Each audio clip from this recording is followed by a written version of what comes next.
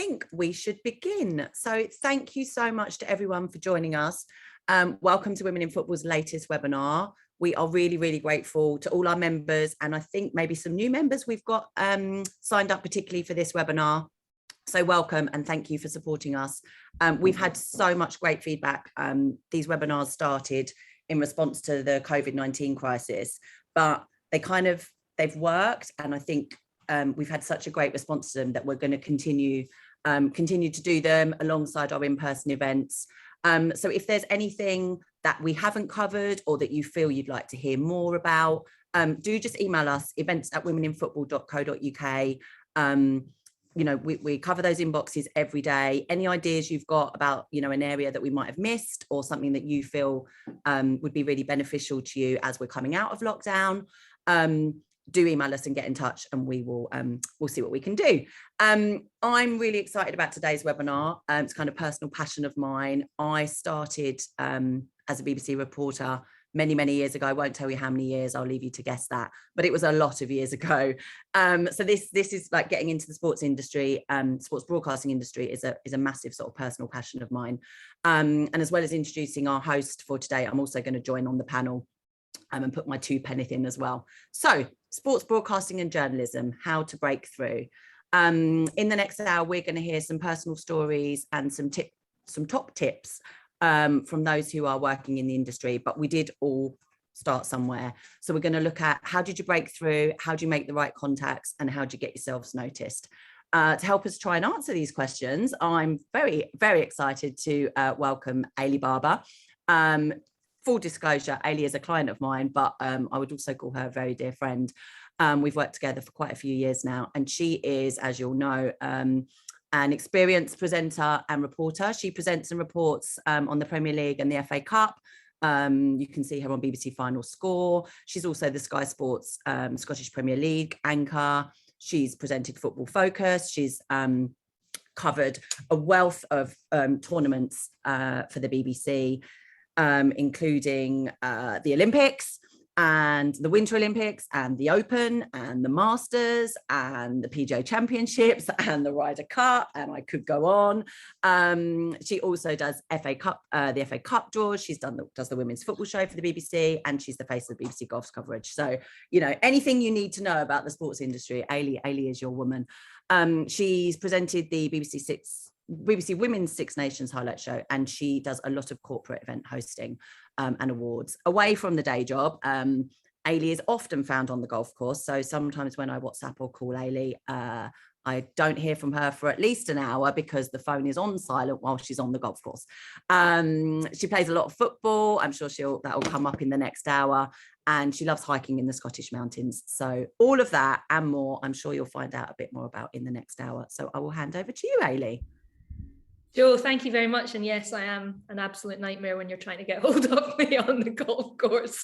But yeah, thank you very much for that intro. And thank you as well, Women in Football, for putting on this session today and for asking me to be part of it. I think it's really valuable that we do share our stories, and hopefully it's helpful to all of you watching and listening. So let me introduce our panelists for today. First of all, we've got Heather McLean, who's a sports broadcaster and journalist for Sports Video Group Europe. And she also heads up SVG Europe Women, which is a powerful network of women working in European sports broadcasting, both in front of and behind the camera. And perhaps, Heather, behind the camera is a bigger part of what you do there. So tell us about what you do and what this network does as well.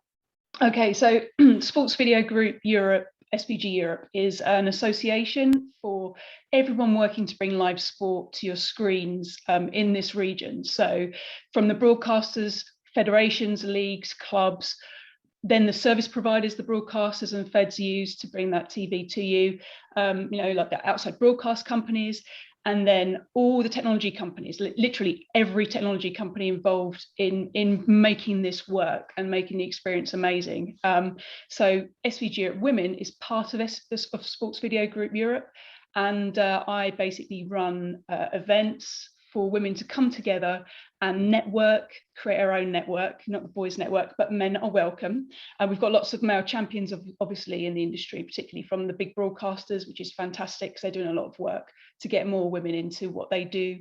and we learn from each other, case studies, best practice, who's doing what technologies you're using, how people have got into these roles. And Eilidh, you have been on one of my panels at BT Sport, which was really, really good fun.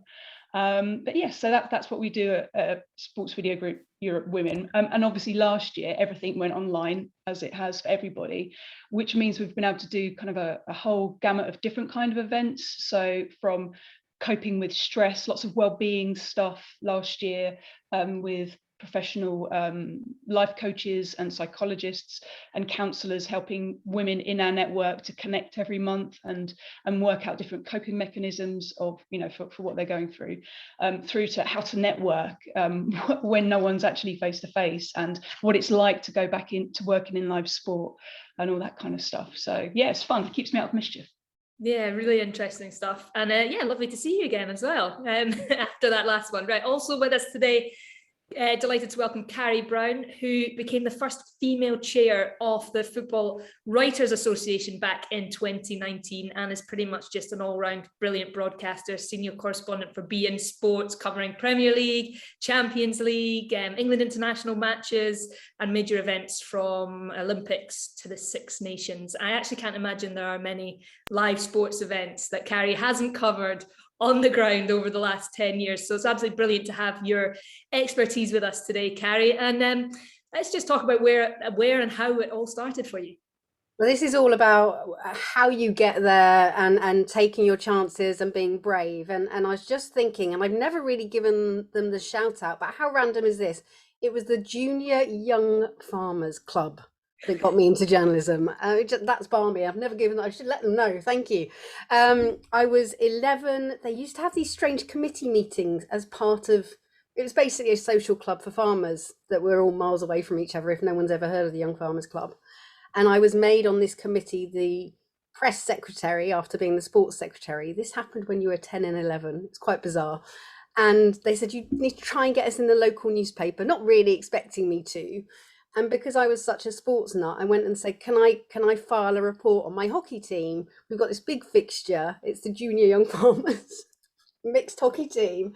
And they said yes. But I was brave enough to go into this dusty room office, Witney Gazette office on the High Street in Witney, and say, can I do this? And they must have just laughed internally. But bless them, they were so sweet. And they put it in the paper, and that excitement of having it in the paper. And you need to take your advice as well, because I overwrote then and I overwrite now. But that really started my passion, going in that dusty office. I couldn't imagine what would happen next. And then just at school, at university, I always started the college paper. I was the sports editor of my student newspaper, hockey captain. And then in terms of TV, just naturally was very comfortable in front of a camera, which was unusual for us because you had to have a physical TV camera then to find out. We didn't have them on our phones. I'm very old. We didn't have they weren't on your laptop. There was no access to anything but a big, expensive £60,000 studio camera. So if you learned, you had to find one of those. And then I applied everywhere at university. Great tip, just keep sending letters, get your foot in the door anywhere. And finally, I went so randomly on to be a guest in a rehearsal for the election unit at ITN. And at the halftime break, they hadn't provided for students any food and refreshments. And they said, you can't leave. They refused to let anyone leave.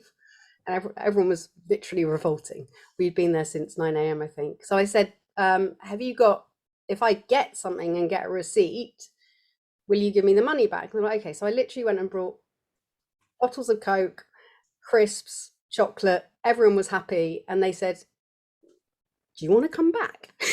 Can you help us? And another top tip, people will look for work experience for a week.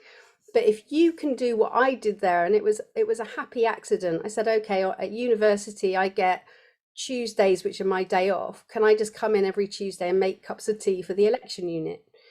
By Christmas, I'd only probably been there 9 days in total, but I was part of the team. So they invited me to the Christmas lunch.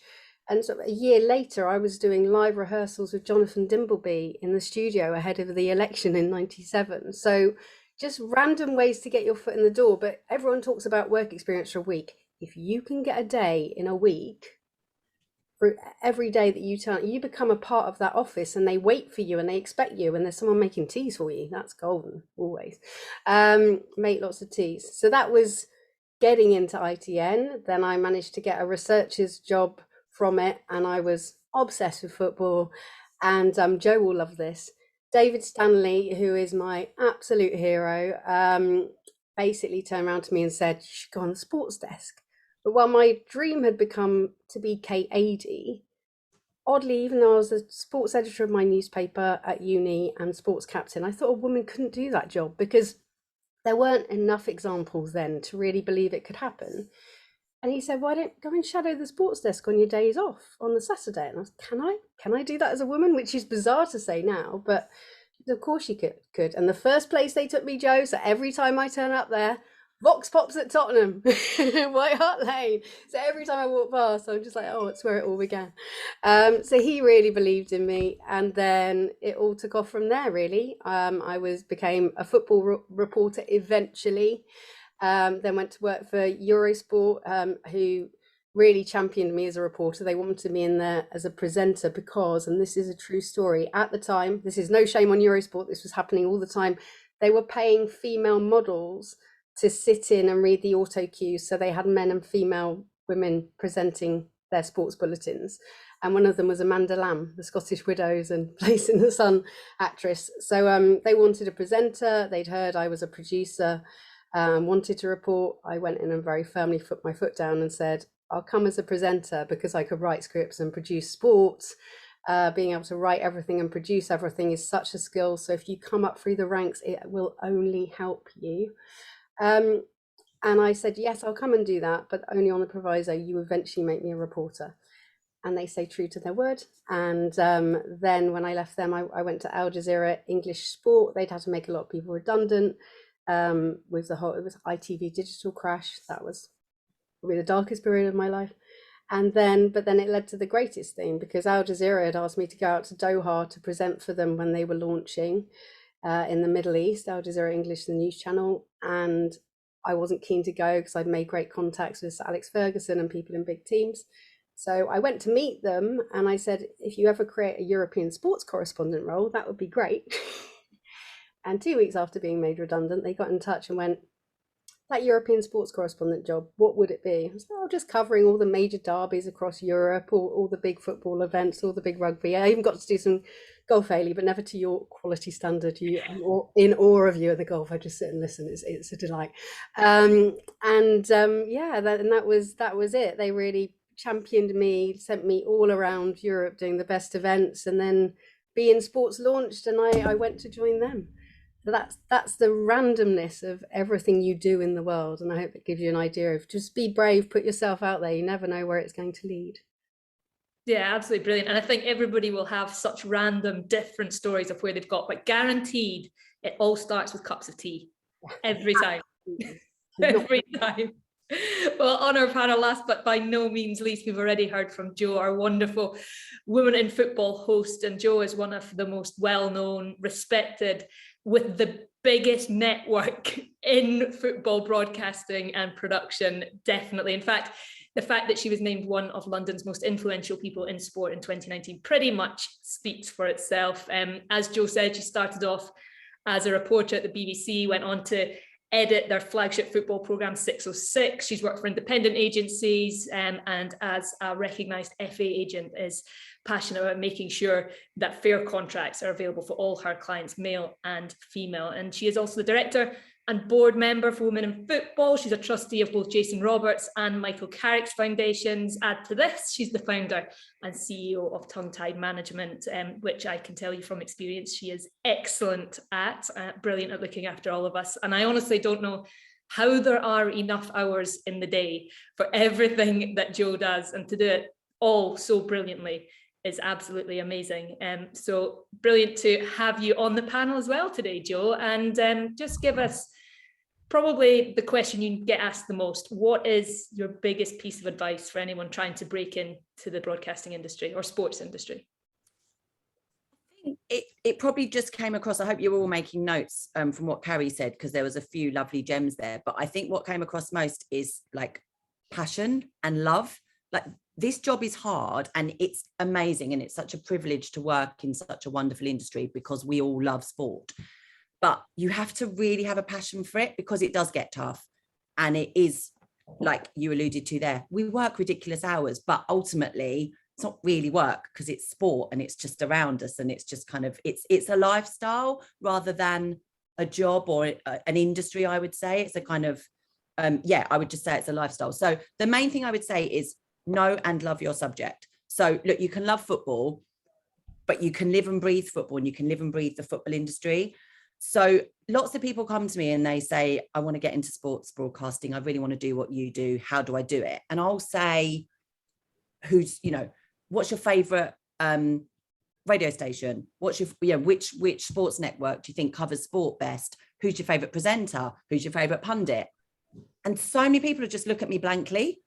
And I'm like, are you not absorbing this industry? Like, what are you doing? And like, I'm extreme and I am obsessed and I live it and breathe it. But I used to go to bed with a radio under my pillow listening to football commentary. Yes, I was a bit of a geek, but I just loved it, because if I couldn't be at football, I wanted to feel it and I wanted to know what was going on. And this was, I was 14 years old, and not to give away my age, but we didn't have, Sky certainly wasn't invented. We didn't have wall-to-wall coverage of football then. So the only way that I could get coverage was my radio. So I basically knew every commentary voice, and I knew what I thought was a good commentator, and I knew what made the game alive for me. And that was kind of ingrained in me just by osmosis. I didn't realize it, but it was because I loved it. So if you are serious about getting into the sports industry, of course, do the work experience. That's just a given now, that you're going to try and get some work experience. Learn your subject. A degree or not a degree, I find that an absolute personal choice. I've worked with people who've been to university and have done degrees and have been brilliant. And I've worked with people who've gone straight from school to work in local radio or pirate radio or TV and have been equally brilliant. So I think the university piece is a complete personal choice, but you have to love your subject and you have to know it, because there's no point coming to someone like me and saying you want to work in the industry if you don't have an opinion about it. I don't care what your opinion is. Like, I might like a certain network or a certain presenter or a certain pundit. It's almost more interesting for me if you like someone different, because I want to know why. So yeah, just be passionate. Like Carrie said it. She was, when you were talking about the election coverage and you went, and it got to the halftime break. And I was thinking, yeah, it's not halftime break, is it? It's called the ads. Like, but we all do it at the theatre. We say, oh yeah, what can we get an ice cream at halftime? It's not halftime, it's the interval. But that's where the passion comes across, and that's where you go, yeah, she loves her stuff. She lives and breathes this. So that would be my basis. Know and love your subject. Yeah, definitely. I think passion is the big thing as well. I mean, I've seen so many people come in for work experience if I've been working in various places, and they don't ask any questions and they don't allow their personality to come over and their love for what they're doing, and they become almost forgettable for the people that are in there. And I think that's such an important thing when you get an opportunity, because they're hard to get. They're harder now than they were when I was trying to break through and when we were all trying to break through. And when you get that opportunity, you have to show how committed and passionate and dedicated you are to it, because you stand out. And you also have to make cups of tea. Absolutely. Alluded to already. Yeah. Let's go back to the sort of challenges that you all had breaking through, and that we've all had throughout our careers, whatever hurdle we've had to overcome or whatever direction our careers have taken. What has been the most challenging thing for you getting to where you are now, and how have those challenges, do you think, changed for people coming into this industry now? Let's start with you, Heather. Unmute. I was thinking challenges. I think finding a job in the first place is the hard thing, because like I've worked for free it's weird. I got into journalism. I saw my name in print at the age of 11, same as Carrie, and I was just like, oh, I must have more. But I worked for free a lot. I traveled for 4 years after university, and I did a paid work in bars and stuff, but the work I did for free was all different types of journalism, on radio, on TV, presenting, production roles, all that kind of stuff. and writing for local newspapers, covering events. But when you actually come back, it's getting taken seriously, you know, making your CV kind of stand out from other people's. And of course, being female sometimes can be a difficulty. I think for people moving into sports broadcasting, whether that's in front of the camera or one of the roles behind the camera, the difficulty is going to be being taken seriously. If you're going into a technical role as well, you're going to be walking into an area where there's a lot of men. Broadcasting generally is, well, some areas are more equal than others. For instance, I'm sure music broadcasts are going to be a nicer area to go into, or an easier area to go into. But sport is a male dominated area anyway. So behind the scenes in the real engineering roles or camera operator roles, again, you've got a bit more of a headbutt to get taken seriously. And I still, you know, I help women that need mentoring and introducing to people. And one of the things they do find still, and literally a person I know who I work with was working on one of our events last week, and she found herself quite heavily patronized by someone she was working with, and she's got a master's in sport in broadcast production, you know, and she's sitting there and is being patronized by someone older and male and bossier. So I just think it's a case of accept that you're going to run into some hard areas, but find your network, talk to people, make yourself known, you know, as a personality, like you said, Eilidh, become kind of not a pest, but an enthusiastic, smiley little face, making the tea, asking if there's any more hours you can do, you know, how do you get into this? If people will remember you, you know, if you've got a personality, people will remember who you are, and hopefully then you can kind of work your way up and through and around these kind of obstacles. Yeah, Carrie, I think it's really interesting, your role. I mean, obviously we hear a lot about how to get into broadcasting. We don't hear so much about how to get into written press, how to get into writing. And I know that's something that you're really passionate about, trying to improve the access, particularly for women. Yeah, I really, if there's anyone there that loves writing and think there's not a pathway for female writers, goodness me, please get in touch with the Football Writers Association. We have a student membership, I think, of £5 a year, and we have a mentor program, and that's also for senior writers. But we have a real problem. We go to universities and say, how can we help with the diversity? We've addressed it under Paddy Barclay, who I took over from as chair. He actually shook up our boardroom in a way that I think many more should follow suit, and we've changed the look of our committee. We've doubled the amount of women. We've got the brilliant Jackie Oatley, Alison Rudd, Vishali Bardwaj, Amory Batson has just joined us, and in terms of diversity, we've tripled it. We've got Sammy Mockbell, Darren Lewis, Joel Bayer, I'm always worried who I'm not counting in. So we've got a fantastic different committee that we really need to promote more about how everything is changing. But we go to the university course directors and say, what can we do? And they say, well, actually, women are not applying. And that's a real concern. So last year we launched, which was my thing to do before I stepped down from a 3-year term as chair, is launching a Student Writers Award in memory of Vicky Orvice, who was an inspiration to all of us and a founder of Women in Football, to make sure there is that pathway for women. But we launched it early because we spoke to university lecturers during lockdown. They said, could you launch it this year? It would really help concentrate the minds of our students who are struggling. And the brilliant woman that won it said, actually, I was the only female on the course. And the male winner of our Hugh McIlvenney Award said, yeah, it was all men and it was mainly white, and it was just weird because that's not the society we know. So we're hoping to fit out another announcement with the Women in Football Pledge soon, and I can't talk about it yet, but it will be hopefully big. And if it won't be big, it will be a level that we start it and get it going and learn, because that's important. But I do implore anyone that loves writing and thinks there's not a pathway for you, there absolutely is. But with broadcast as well, one massive bit of advice that I give to anyone, because we do a lot of we host lots of events about getting into the industry and diversity and pushing women through. And I will be staggered at the end of it when I will be standing and talking to people and they say, I want to be a reporter, I want to be a producer, I want to be a director. And please remember, there's so many roles behind the scenes, so many brilliant women. I'm so glad Heather's there to talk about it, because it's probably treble the amount of jobs in the industry than you see in front of you. The one thing I say is, you've got that phone. I didn't have that. I had to wait until I could be a broadcaster, until someone put a camera in front of me. If you want to be a reporter, if you want to be a writer, are you reporting today? Are you writing today? And what I do with all of my mentees, male and female, who are shy, and I'm going to call him out.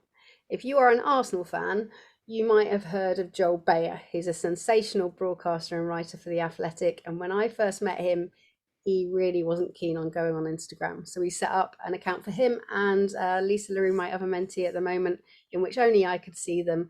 And they did Instagram stories every day until they got comfortable. Joel is kicking it at The Athletic now, and you would never know. He was slightly reluctant with social media. I need tips. So just make sure you're broadcasting every day, writing every day, even if it's just 3 minutes. And you can do it in your own private account if you're worried about showing it to anyone. But just by doing it more will really help you get used to broadcasting every day. You've got it. It's in your hand. Use it.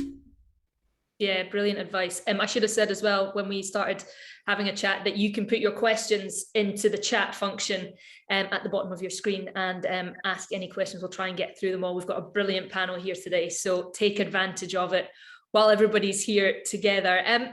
We speak about challenges, and we've all had setbacks in our careers, whether it's beginning, halfway through, things changing, the industry changing, rights changing hands, all these things that happen. It's a very fluctuating world, the broadcast industry. How have you dealt with setbacks and get over them and move forward and continue to grow? My worst one was when I lost my job. At the time, then about a month later, I broke up with the love of my life, because he'd had to move to Australia and he was a sports journalist, and I just suddenly all crashed down around me, and I had terrible clinical depression, which is why I thought it was really important when I became chair of the FWA that we put a mental health structure in place, or some support for our writers. Women in football are excellent on that, and we'd still like to go further. But one, if you're struggling with mental health, please reach out, because there is always someone there. And if you're just feeling a twinge of it, get help now, because when it gets a bit deeper, it's a lot harder to get out of. But I got through it with just brilliant support structures, and you know who your friends are in the industry, and you know people you can trust. And probably my biggest piece of advice in that is, remember your champions and listen to your champions. I'm really bad at pushing myself forward and selling myself, as Joe knows. My parents told me to keep my head down and work hard. Terrible advice. Work really hard. Learn how to sell yourself a little bit. If you're worried about doing that, you'll never be arrogant or come across as arrogant. Another good piece of advice. But when someone recommends for you to go for something, and that's an established person in the industry or someone at a level higher than you, they are putting their reputation on the line, telling you to go for that. So just do it. Yeah, I think it is so hard selling yourself. Luckily, I have Joe to do a lot of that for me. But Heather, this whole thing is something that I'm sure that you must deal with when you're doing some of the program that you have, dealing with people or helping people who've had setbacks, helping people who have found themselves suddenly in a very different position. How important and how big a part is that of what you do? It's massive. I mean, it really came to a head last year, because the majority of people that work behind the camera in sports broadcasting are freelancers. So as a lot of you know, broadcasters will hire 700 to 1,200 people every weekend when there's a lot of sport going on, just to cover everything from, you know, the studios all the way through to the outside broadcast vans on site at different stadiums.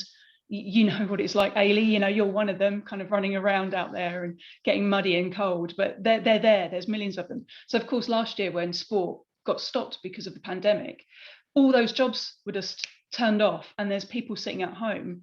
Obviously freelancing is a really good thing for women to do, especially if you've got a family. So a lot of women have families and come back as freelancers, or you get to a certain stage in your career, like I did, and you think, I can be freelance now, I can make enough money as a freelancer, rather than plodding through a career, 1 year here, 1 year there.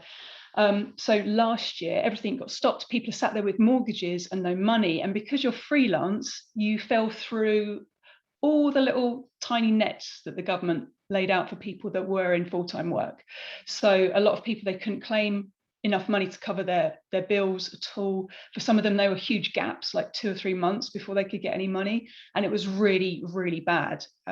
Just really, really stressful. So I got in touch with a woman that's a life coach, and another person that's a professional counsellor, and I did a series of different online events, but to help support. It's like, what can we do? Okay, how do you manage stress? How do you start to, when the stress starts to mount up, how can you kind of laser focus through that and find a way to cope with it one step at a time and feel calm? Just how to find clarity in your day and not feel overwhelmed. So I think I managed to do about 5 events on wellness over last year, and one was in February this year. And I'm hoping to do another one this year, because of course now everyone's expected to hop back on planes, get on trains. People are not wearing masks, cases are going up. How do you deal with that kind of feeling that you're supposed to be feeling normal, but we're still in this very transitory kind of period. So yeah, I think that wellness and looking after yourself and putting yourself first is very important. And also, people in broadcasting, sports broadcasting, you're away from home a lot of the time. I mean, the pandemic was a huge step change in that it sped up loads and loads of initiatives on remote working. It had to, all the broadcasters had to get something on air. So everyone got sent gear, whole systems, whole galleries were sort of split up and popped all over the country so that people could get stuff on air, which is excellent. And it made things work much faster. But yes, it's very complicated. It is difficult, but you have to put yourself first. But all those people working around traditionally have found it hard to be away from home. Some people, go on the Olympics, you might be away for 4 months, 5 months, with your families all at home. So it's you're in an industry where it is very stressful. So you do need to make sure that your mental health comes first, and there needs to be structures in place to help you. Yeah, so important. And I think as well, even regardless of the pandemic and how everything's changed, and Joe mentioned it at the start, it is a difficult industry, but it's the best job in the world. And you kind of have to balance up between saying, I've got an incredible job and I do wonderful, I'm so lucky to be able to do this wonderful job and go to these things. But at the same time, it is quite difficult because you are traveling, you're away from home, you're working every weekend, but you don't want to complain because everybody just looks at what you do and says, how can you complain about that? How can you complain? But it is difficult. So yeah, what you're saying is so important. We have had a couple of questions come in. I think, Joe, this one might be a good one for you, because how important is networking and where are the best places to start? And you are the best networker I know. So give us your wisdom. Do you know what? Everyone always says that about me, but I genuinely, I wouldn't say I was good at networking. I just like people, and I really like meeting people, and I'm just interested in people. And that again goes back to what you were all saying earlier about when you're on work experience, ask questions. I think I just genuinely like people, and you never know if there's a synergy or not, or you never know if you're going to end up working with someone. But networking is effectively just being interested in people in my book. But networking is important. What Heather was just saying about lockdown and well-being, that's when I think like networking kind of came to the fruition. And that's why I found women in football so important, 14 years ago when we started. I was like 21 and I was a really junior. I was the football secretary at 5 Live, and then I got a job writing match reports for BBC Sport Online, and I was sent out, and you'd go to a press conference and I would be the only girl in the room. And I was really young, I was 21 years old, and I was confident in myself, but I was very nervous about my football knowledge, the job. I didn't want to let down the BBC. Everyone knew each other. It was very cliquey. And basically came across Anna Kessel, Jackie Oatley, Vicky Orvice, Shelley Alexander, Jackie Bass, who were doing sort of similar jobs, whether it was club side or media side. And effectively, we just got together and said, right, we need to do something about this, because you know that what it's like when you walk into a room, and look, I've been doing this for 20 years, and I went to an event 2 weeks ago, and none of us have been to events for ages. And as I said, I love people. I love going to events. I love seeing people. I know someone everywhere. But I was in this room at this event, and I stood there and I was like, I don't know anyone. No one here wants to talk to me. I don't want to talk to anyone. I don't have anything in common with these people. Oh God. And I didn't know where to go. And I ended up talking to the man who was serving the coffee for about 20 minutes because and it's really unlike me, but it happens to all of us, and networking can feel really daunting and really scary. And even 20 years on, when I'll talk to anyone and generally know people, even 2 weeks ago, I did stand in that room and went, oh God, I don't like it. I feel really uncomfortable. No one wants to talk to me. What am I going to do? So I made friends with the coffee man, and actually we had quite a laugh. And then I ended up talking to someone by the coffee, and it was fine. But it's important, and it helps you. So through times, when I'm 21 and I'm in a press conference room and I don't know anyone, it now means that generally I'll have someone to just nod at and go, are you all right? Like, how are you? Share a bit of, knowledge, share a bit of common ground. But it also means that I have people to lean on. So when we're going through a pandemic, or when business is hard, or when I'm struggling with something and I don't quite know what to do, I can just message someone and say, what do you think? Am I being, am I being unreasonable here? Or how have you dealt with this? Or what would you do in this situation? And that's where the network kind of comes together. And ultimately is why we sort of started these webinars in lockdown, because I think we were all feeling a little bit not sure where to turn. Everyone's, like Heather said, all of our industries were, we had no football for, is it 9 weeks, 10 weeks? So, I mean, Eilidh, like I had no business for 10 weeks. No one was earning. There was nothing. No one was working. I had rent, I had an office to pay for. I had a mortgage to pay for. There was nothing coming in. And it was scary for all of us. So what do you do in those situations? You kind of rely on your network to go, right, we're all going through this. How are we going to help each other through this? How's it feeling for you? How's it going for you? So it's kind of, twofold. For life and well-being, it's absolutely important, networking. For business, of course, it's important. I have people who call me who I met 10 years ago, 15 years ago, who said, oh, I met you at this event, and I remembered you said you did something in football, or you did this. Can you help me with this? And, things come back. So even when you're meeting someone today, tomorrow, it may not be that you have an immediate synergy, or that you go, right, we've definitely got something we can do together. But I guarantee things come back around. And if you make an impression on someone, if you're interested in them, or you are interesting, generally. So I just find it really helps me in life. It absolutely helps me in life. And of course it helps me in business. But please don't feel that it's easy for anyone, or that you should naturally be good at it. Like you saying you're a networker. I don't feel I'm naturally good at being a networker. I'm just naturally good at being a person, and I like people. So if you are naturally, good at being a person, you can network, trust me. But going back to, if you do struggle with it when you are at events like I was 2 weeks ago, I guarantee in that room, there was probably 100 other people who felt quite similar to me, and probably looked at me and went, I don't want to talk to her. I don't know her. She looks scary, in the way I was looking at them going, I don't know anyone. So just talk to them over the coffee, or just a, hi, how are you today? That's all it takes. And you can strike up a conversation. Yeah, good advice again. I hate networking, so I think all that. We've got another question. Tamara from California, sunny California. Tamara's a journalist with 10 years of experience.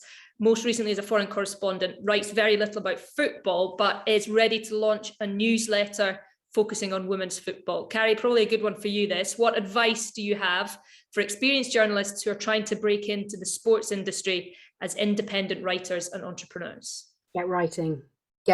Build up a body of work that just proves what you're doing, shows your passion.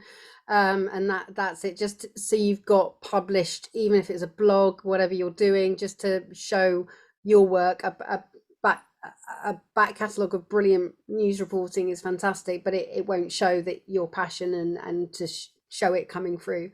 Happy to talk to you about that in depth further, but just having that body of work, just to explain why you want to go into that industry, decide where you want to go and how you would see yourself writing about football, and then just start blogging and writing so you have that newsletter, that body of work, and start, if you can bear it, video blogging too, because vlogging is the new blogging, and it's getting a lot of pickup now. YouTube, Instagram, just that little daily update. You can write your scripts.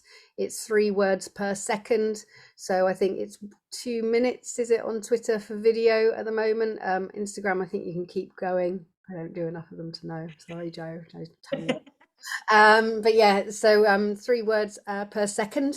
If you're going to write yourself a script as well, but just get writing, get a body of work up there so you can say to people you're doing this letter, but this is the point. You've got to do it, but do it. Just do it, learn from your mistakes, and then just start hitting up people with your interest, because the minute you're on social media putting out that work with the hashtags, with the clubs you'd like to work for, or with the, it's always an opportunity. And that's a really big thing as well. The social media at clubs, as well as the many websites, are a really big industry now. So you've got your newspapers, your broadcasters, your traditional industries, but the clubs now have a lot of input. So to get writing for them and offering them input or articles and a different angle would be a really good way to just show your body of work, especially if there's one club you're really passionate about.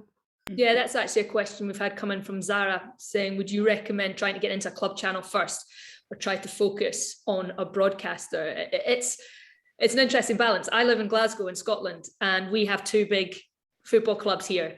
And you do not want to associate yourself with either of those football teams, because it can definitely hamper where you go in the industry as a whole. So I suppose there is a balance, isn't there? Depending on clubs and also the quality of the TV channels and broadcasting that they do. Just get your foot in the door anywhere, and don't restrict it to, should I be in a club TV channel? Obviously there seems to be a bit more scope there now, because especially in Britain with the leagues up and down, it's probably a good way to get your foot in the door. But I would say as well, if you're going for a big TV channel, even going in and just being an assistant producer, a researcher, is going to help you build up the skills to get all the way there, even if you feel you're taking a step back.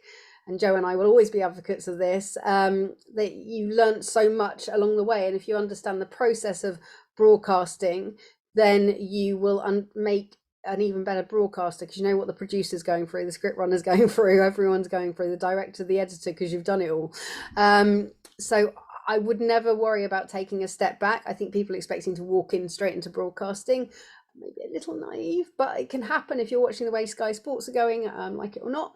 They're going a lot for bloggers right over the traditional journalists, and I think that will probably level up a bit. But there are opportunities to just broadcast yourself, and you're going to start, if you build up that recognition, that reputation, you're going to find your ways in. But don't restrict it to club channels, or great example, Amy, of maybe the one place you shouldn't.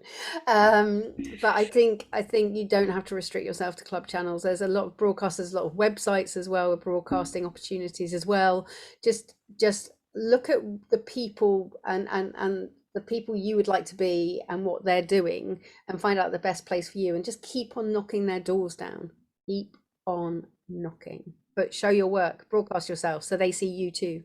And my art was really good. I'm sorry, Lisa, if she's watching, I hope she is. Art was brilliant at taking on my advice about doing the social media. Lisa's got such a lovely manner about her and speaks 5 different languages, hated doing the broadcast. I basically threatened to drop her as my mentor. I'm tough, I'm horrible, I'm like, you can report me one day. She's like, no, I like it. I'm horrible. And I said, you've got to get up every morning before work and start doing a French newspaper review. And this was before Messi went to PSG. And she's got such a lovely manner, and she speaks French so beautifully. And so she started doing this, and she got onto a brilliant mentor scheme with Livewire Sport. And now she's blogging for Amazon on Ligue 1. And Messi came to join her. So just start doing it. Was her Instagram account with 30 followers, but people see it because she was tagging in PSG, and she was giving the back pages. Not just, I was like, don't just do the headlines, because we can translate them in Google, but the bits that we can't translate and we find really interesting, players that only speak French, find your little niche that can help your post be a bit more interesting than anyone else, and you'll get attention of broadcasters. Yeah, social media is such a massive thing now, and tool that we can use. And like you say, you can broadcast all the time. But Heather, when it comes to roles behind the camera, perhaps, whether it's in production, whether it's directing, graphical stuff, all the things that we need and that are so vital to broadcasts happening, particularly live broadcasts. How would you sort of answer the same question in terms of making a transition into that industry that, you know, that Carrie's given us in terms of being a broadcaster or being a writer, but somebody who's behind the scenes? How would you advise them? It's very, very similar. It's the same thing. Build up your portfolio, show what you can do, whether you have a website or an Instagram account, or however you want to showcase what you do.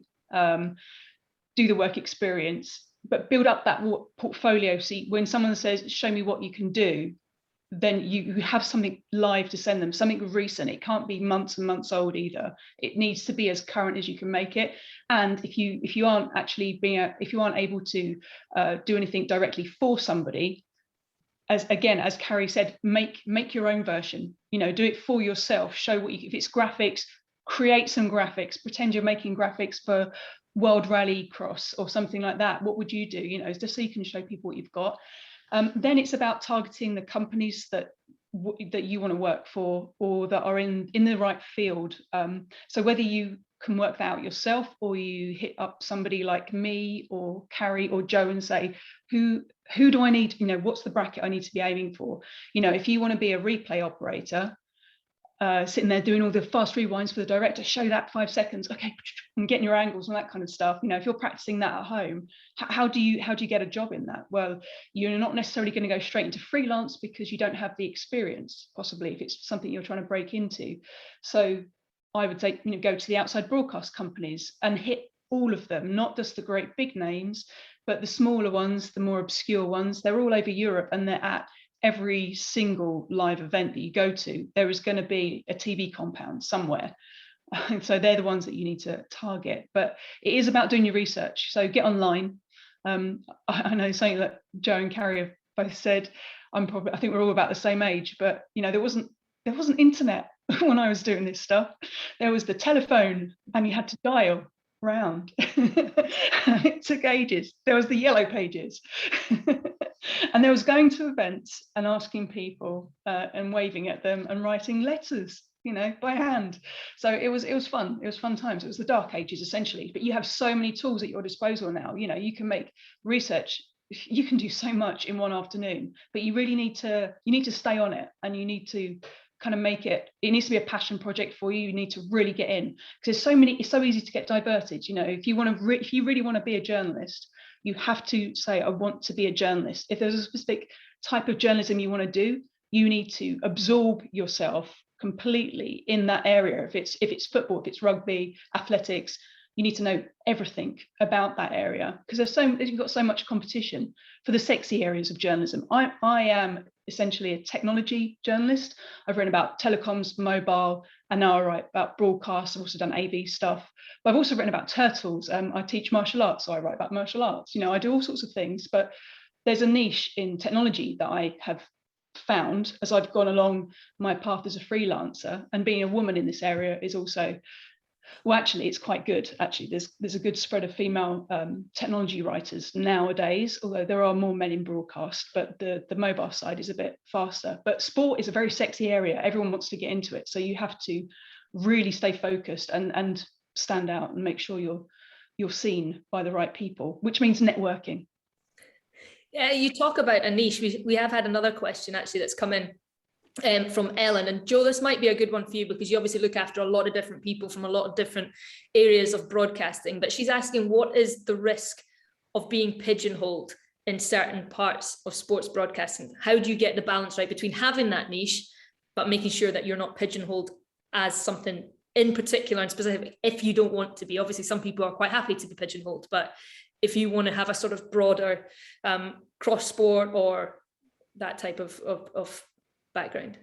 It's such a good question, because I think there is a risk of being pigeonholed, but I don't think it's a bad thing if that's your absolute passion. So say, for example, you are obsessed with martial arts, to Heather's point, or boxing, for example. That's a niche and that's a growing sport in broadcasting. So I would be like, absolutely stick to that. If that's what you know, there's probably a shortage, or it's a less competitive area, martial arts, MMA, boxing, whatever it is, American sports, for example, in this country, that's a niche, go for it. I think there's not really a danger of being pigeonholed in football because there's a lot more opportunities. So if football's your thing, know everything about football, and that is where you are going to have to go above and beyond because it's such a competitive market. You need to be unique in that, and you need to have you know, whether it's women's football, whether it's football league, whether it's Scottish football, whether it's non-league football, whatever, you know, have a niche within a niche maybe. On that, going back to sort of the club football question, the club channel question, I would say club channels are not a bad thing because you get a lot of broadcasting time and you will know lots about that club. But I would always say try and do that alongside something else, because if you come to me and you've only done a club channel football, it's sometimes then quite hard to move you away from just being known for that club, or how can I prove that you're, you know, you're impartial, etc., etc. So I would say if you do have a niche, try and do the niche alongside something else. But if you've got a niche in a non-competitive area, i.e. one of the sort of minority sports, then absolutely go for it. Like, you need to use the niche to your advantage, don't you? Sort of. Exactly. So it makes you stand out, because I often say to people, but what's your USP? I don't understand. So like with you, Eilidh, I would say, right, you can do football, you can present final score, you can present football focus, you can present match of the day, not a problem. But actually your USP on top of that is you are the anchor for the Scottish Premier League and you do host the women's football show. So you've kind of got football on lock, but you've then got your football within football niche. And then of course you've got Winter Olympics and golf and so you are kind of the perfect example of that, of you have these sort of USP, you have these specialities, but your broad subject you cover. So use it to your advantage. Exactly that, Heather. Yeah, it's almost like when people are saying that question about how do you not get pigeonholed?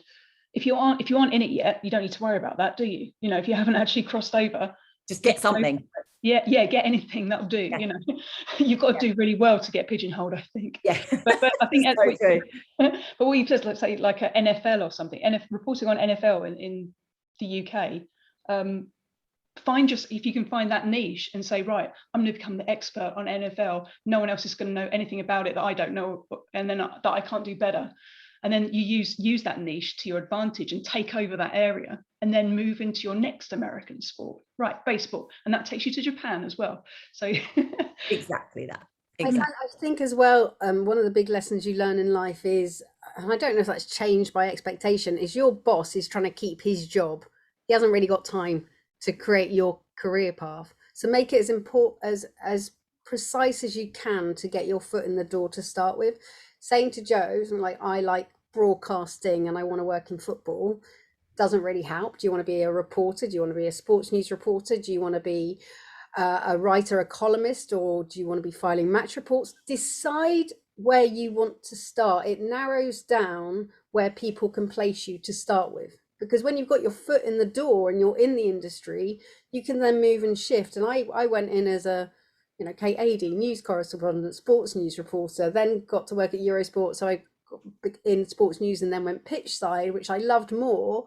And then ironically, when my dream job that I literally have a bottle of out of date champagne that I bought years ago came up, I was in massive conflict because I changed my career path so many times that a bottle of champagne I bought at 18 saying I'll open it on the day I get that job, I turned it down. Because it wasn't what I wanted to do anymore, because I love being pitch side and in the tunnel. So get in the industry, get working in it, help an employer know what you ideally want to do and the direction you're going in to narrow it down. Don't just say, I just want to work in football. I just want to be a football writer. I want to be a broadcaster in football. Work out what you want to do behind the scenes in it. And it helps people like Joe. It helps bosses that are too busy. And he would love to help someone's son, daughter that he's met, or someone that's coming into work experience, but he doesn't know where to put you. And if you're one of those people, you're not going to get anywhere. And I think Eilidh said it really well, like, make yourself unforgettable. And that's one of the things I had to do with, I hope Lisa won't mind me saying this because she's amazing, but she doesn't sell herself, and she's from Mali and have made a whole documentary about Saif, and she'd gone there and filmed it and put it all together. and she speaks 5 languages, and she's passionate about football and French football, and has done lots of newspaper reports and reviews. And she'd get into the BBC or get in somewhere else. Like, what do you do when you introduce yourself? Do you talk about your documentary? Do you say that Saif, Pele said Saif was the best footballer on the day and wowed him, and you base the documentary around that? It's like, oh, I meant to. So I literally was like, these 3 things you say when you meet people. And she's like, are you going to it? Say these 3 things. Make yourself unforgettable and decide where you want to go. And it helps build your pathway. But get in first. Yeah, definitely getting in. And I think as well, keeping an open mind. I went in and I was cutting football highlights. I didn't know how the industry worked. I didn't know the huge number of jobs that you could possibly work in to make broadcasts happen, whether it's in VT trucks, whether it's doing EVS, whether it's been a director, whether it's been a floor manager, there's a huge number of roles. Once you get in, you get an opportunity to understand the industry better. And it's amazing how I never went in wanting to be a presenter ever. And it's amazing how the different roles and how the different journeys can happen. I mean, there are so many roles in there. So yeah, like I think everybody's saying, get in, be open-minded, and just try your hand at whatever you're given. If you want to be a broadcaster, but somebody says, oh, we need a runner or we need somebody to work in VT, take it, because it will always give you experiences.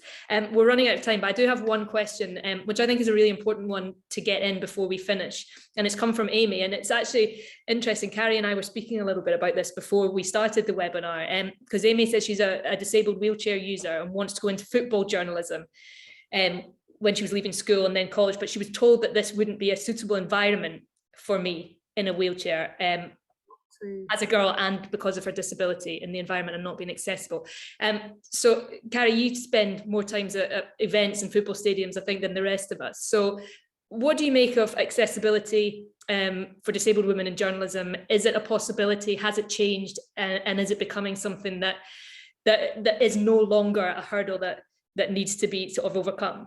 It's I'm sorry, Amy, you were told that. I think we're all learning a lot about, we've done so much work on diversity, then the LGBT plus community came to us at the Football Writers Association and went, you've retweeted rainbow laces, but you haven't been in alliance with us. And we're like, oh goodness, you've been very supportive, we'll come in alliance. And then I'm so grateful, Harry de Cosimo, follow him on BBC Sports, contacted me after I'd done the mental health talk in our mental health seminar that we did, and we set out, and he said, you spoke about the fact that people have come out to you, that you've spoken to a lot of people with mental health and suicidal, as I was at one stage. And he said, I'm thinking about doing something, but I'm not sure I can do it. And Harry de Cosimo has cerebral palsy. He had a terrible birth, and that impacted half his eyesight. He's been a journalist at St James's Park in Newcastle.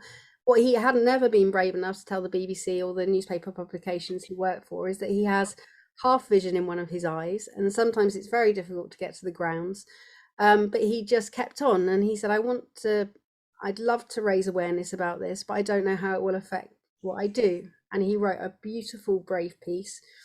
The FWA put it out and championed him. He has an all but full-time role at the BBC now and is still writing. And we spoke to clubs about this, and every club we spoke to at the Premier League is we would make it work. We have, of course, disability seating. It would not be a problem. We would want that access, and we would help anyone with it. The one thing that clubs do, and we hear all about sacking managers and the Super League, every club, they're coming up with sensory rooms now for kids. They do so much in the community, so much social outreach. There's disability seating at every club. Come, because we need you. and get writing. Don't let it hold you back. That's why the Football Writers Association is here, to help people do that. And Harry is working closely with us as our disability officer. We really want to spread that message far and wide. But we have pretty much changed as an association that used to help out our writers to understanding we needed to push diversity, we needed to help more, and it means we've got a lot more work, because when you start doing that, you realize all the people that need more help and are thankfully now coming to us with it. So that was something we feel very passionately about. That's why we were ranting about the fact that incredibly someone turned up to Copper and could not get in with a wheelchair. Disgusting. I rant about the lack of access on the underground as well, and we hosted the Paralympics in London. But please don't let that be a barrier to you. Amy will work to accommodate you, but you need to get writing. Thank you very much, Carrie. We have run out of time, unfortunately, because we still have a few questions, but I'm sure Laura can send these questions out to Carrie, Jo, and Heather, and hopefully get them answered for you via email or something like that. But it's been such a brilliant chat, so informative. Thank you, all three of you, for giving all your words of wisdom, your insights, and I hope you've all enjoyed it, watching and listening, and that you find it inspiring and helpful as you go forward in what will hopefully be very good careers for all of you. I'd have loved this when I was starting out, so thank you, Women in Football, for facilitating it all today, and thank you for having me as your host. It's been an absolute pleasure, and I've loved listening to it all as well. So good luck, everyone, and I will pass back to Jo just to say a few words before we go. Oh, thank you, Eilidh. Thank you, Carrie. Thank you, Heather. Like, I find that, I mean, I love listening to your stories, and I love listening to your voice. Literally, I've scribbled down, you can probably see my bit of paper. There were so many gems. I was like, that's a great one. That's a great one. That's a great one. So hopefully we can put some of those out on the with socials this afternoon. But thank you so much. There was a couple of kind of things I took. Really interestingly, we spoke a lot about being seen, and I think that works both ways. So when you're trying to break into it, it's about being seen. And as Heather said, don't be a pest, but be an enthusiastic face. And I really like that. But that's being seen from your point of view. And the reason that we do this, and you know, we work, so many of us are volunteers for Women in Football, is that it's our responsibility to be seen as well, to show you those jobs. So all the jobs Heather was talking about, I think, you know, Eilidh's job is very visible, and Eilidh is seen a lot, and that's great. So we all know we can be a sports presenter now, even though Carrie wasn't sure that she could be that in the Farmers Club back in the day. But we know that. But I think, you know, some of the jobs Heather's spoken about, and even myself as an agent now, I didn't know that a woman could be a football agent because I didn't know any female football agents. So, you know, for all of us, you know, all of the participants, whether you're trying to break into the industry or just grow in the industry, be visible, be seen, and that we can do that through networking and through being visible to us as women in football. So you can always get in touch with us at Women in Football on Twitter and Instagram. As I said, email us event@womeninfootball.co.uk. And I saw a couple of questions flash up about how you can get more involved and how you can get a mentee. Lots and lots and lots of people in the industry have given us pledges for our Get On Side campaign. If you go on the website and just search for Get On Side, all the sort of available options are on there, and there are lots for mentors offering to mentor someone, looking for mentees, so lots of work experience opportunities. So that would be a really good starting point, I would say. Hashtag Get On Side on social media, or just Get On Side on the Women in Football website, and I will leave you there. Thank you so much. I think this is going to be recorded and is out on YouTube, so do share it. You know where to find us all. We've got our names. We're all on social media, so keep in touch. Network. Thank you, everybody.